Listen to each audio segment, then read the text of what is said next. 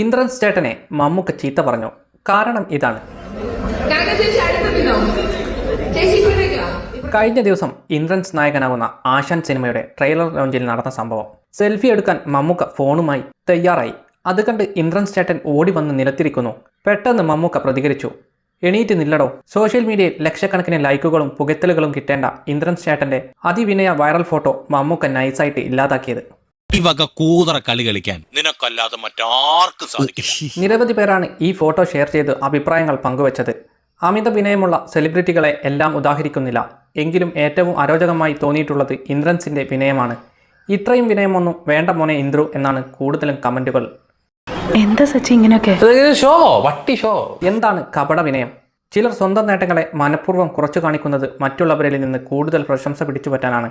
താൻ എത്ര വലിയ ആളാണെന്ന് മറ്റുള്ളവർ പറയണമെന്ന് ആഗ്രഹിച്ചുകൊണ്ട് ഞാൻ ഒന്നുമല്ല എന്ന് പറയുന്നത് ഒരു തരം അഹങ്കാരമാണ്.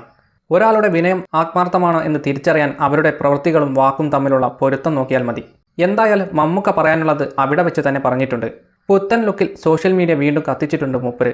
വീഡിയോ കണ്ടിട്ട് നിങ്ങൾക്ക് എന്താണ് പറയാനുള്ളത്? നിങ്ങളുടെ അഭിപ്രായം കമന്റുകളായി രേഖപ്പെടുത്തുക.